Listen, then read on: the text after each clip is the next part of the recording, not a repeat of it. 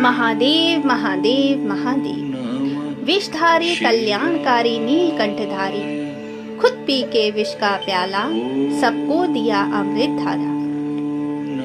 प्रभु महादेव, मेरे भोले भंडारी का पवित्र महीना सावन चल रहा है। आज इन्हें भोला कहने से तात्पर्य ये है कि बिना कुछ सोचे समझे और बिना स्वार्थ के सबके दुखों को दूर करने वाले यही तो हैं, जो थोड़े से आग्रह या निवेदन पर सबके दुखों को खुद ग्रहण कर लेते हैं। आप सबने समुद्र मंथन के बारे में तो बहुत सुना होगा, पर समुद्र मंथन क्यों हुआ, इसकी क्या जरूरत थी, इसके दुष्परिणाम क्या क्या हो सकते थे, इसका अनुमान शायद किसी को भी नहीं था। तो आइए जानते हैं हमारे भोले की इस कथा के बारे में। एक बार दुर्वासा ऋषि ने देवताओं को श्राप दे दिया कि तुम श्रीहीन और राजहीन हो जाओ, और उनके इस श्राप के कारण देवता और सारा संसार श्रीहीन हो गया और सारे देवता राक्षसों से हार गए। सभी देवता दुखी हो ब्रह्मा जी को लेकर श्री हरि विष्णु जी के पास गए। तो इस पर श्री हरि ने उन्हें समुद्र मंथन का सुझाव दिया और सबको लेकर महादेव के पास आ गए और महादेव को सारा वृत्तांत बताया। महादेव ने उन्हें आगाह किया कि 14 रत्नों में से एक विष कालकूट विष भी होगा, जो कि बहुत घातक साबित होगा। पर सभी लोगों ने कहा, प्रभु, माता लक्ष्मी और ऐश्वर्य प्राप्त करने के लिए ये समुद्र मंथन बहुत जरूरी है, और जिस प्रकार सभी रत्न बटेंगे, ये कालकूट विष भी बट जाएगा।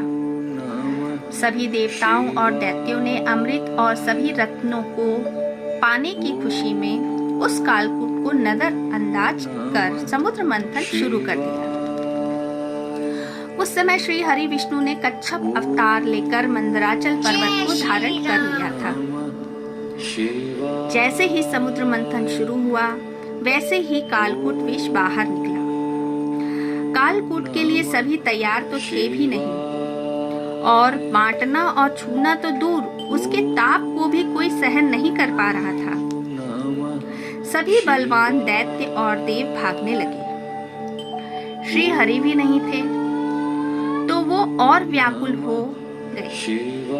कालकूट विष का ताप इस तरह फैल रहा था जैसे सारी सृष्टि का विनाश पल भर में हो जाएगा। अब सभी दैत्य और देवता भागते हुए महादेव भोले भंडारी के पास पहुंचे और उनसे करो पुकार करने लगे। महादेव ध्यान मुद्रा में बैठे हुए थे। हे नाथों के नाथ, हे अनाथों के नाथ, हे विश्वों के नाथ, हे विश्वनाथ, हे भोले भंडारी, हे त्रिनेत्रधारी, शंकर हो आप, सभी संकटों के नाशक हो आप। हे कृपा सिंधु, हे दया की सागर, हे हृदयारविंदे, आपकी यह सृष्टि संकट में है। प्रभु, आपने पूरी सृष्टि को बनाया है, आप ही रक्षा करो, रक्षा करो। प्रभु, हम सब आपकी शरण में आए हैं। हे शरणागत भक्त वत्सल, कौन है आपके जैसा? कोई नहीं। रक्षा करो प्रभु, रक्षा करो, रक्षा करो प्रभु, रक्षा करो। इतना शोरगुल सुनकर पार्वती जी आईं और भोले भंडारी ने अपनी आंखें खोली और पूछा, क्या हुआ? आप सब यहाँ? सभी बोले, प्रभु क्षमा करें, हम सारे देवता और दैत्य इस कालकूट का ताप भी नहीं सहन कर पा रहे हैं। छूना बांटना तो दूर, इसके ताप से ही सारी सृष्टि जलकर समाप्त हो जाएगी। प्रभु, आप हमारी रक्षा करें। यहाँ एक गौर करने वाली बात यह है कि इस समुद्र मंथन से महादेव को ना तो कुछ मिलने वाला था और ना ही उन्होंने इसका सुझाव दिया था, पर सभी स्वार्थी देवताओं ने अपने लाभ के लिए महादेव को मना लिया और भोले भंडारी तुरंत उठे और जो विष का प्याला था उसे अपने मुख में जोर से खींचने लगे। जब तक पार्वती जी ने उन्हें रोक दी, तब तक सारा विष महादेव ने अपने मुख में खींच लिया था।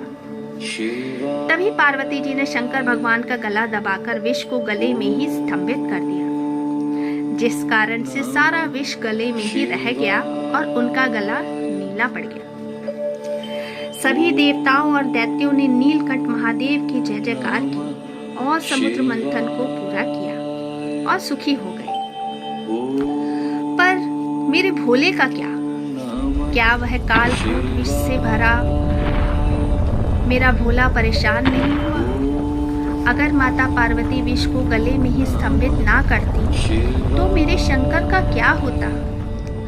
आज भी उस समस्या से मुक्त हुए हम सभी लोग महादेव के बारे में क्या जानते हैं? ये महादेव भी जानते थे कि इस विष को बचाना मुश्किल होगा, पर सभी की दीनता देख मेरे दीन दयाल प्रभु ने उस कालकूट के ताप को अपने गले में ही धारण कर उसे सहन करने लगे। लेकिन वह सहन नहीं हो पा रहा था।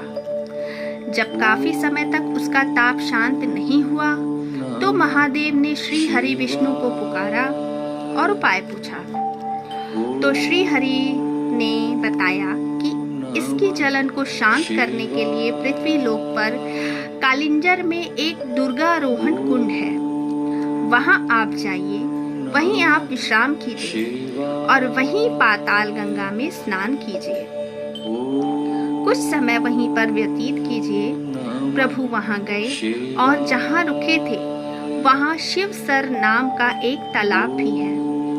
शिवसर माने पसीना, मतलब शिव के पसीने का तालाब। काफी समय वहां रहने के बाद उन्होंने अपने एक स्वरूप लिंग के रूप में नीलकंठेश्वर, या ऐसा भी कह सकते हैं कि उनका गला जो विष से भरा था आज भी लिंग के रूप में वहीं पर छोड़ दिया।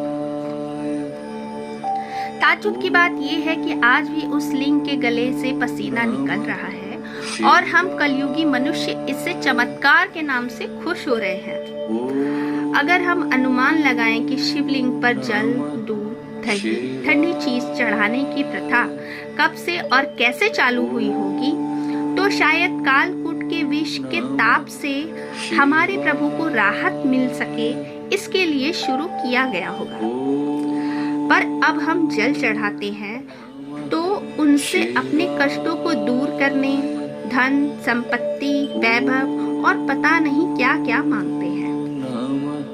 पर प्रभु भोले भंडारी ने तो पूरे संसार को पहले ही जीवन दान दे दिया है। ये भोले हैं, जल से प्रसन्न हो जाते हैं। ये भोले हैं, भांग, धतूरा, मदार इत्यादि से प्रसन्न हो जाते हैं। अरे भाई, ये सब सारी चीजें उनके पास तो बहुत हैं। ये भोले हैं, सिर्फ समर्पण से प्रसन्न होते हैं।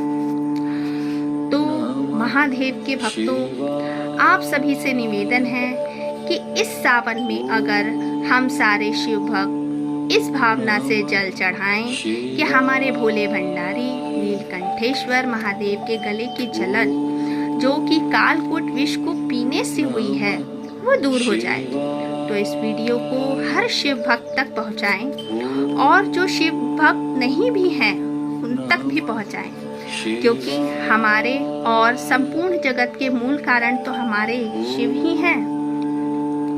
तो शिव भक्तों, आपको महादेव का ये भोलापन, ये उदारता, ये महानता कैसी लगी? प्लीज कमेंट करके हमें जरूर बताएं और मेरे इस भोले भंडारी के चैनल को लाइक, शेयर तथा सब्सक्राइब करना ना भूलें, ताकि मैं इसी तरह महादेव की अनंत गाथाओं को आपके समक्ष लाती रहूं। तो बोलो भक्तों, हर हर महादेव, हर हर महादेव।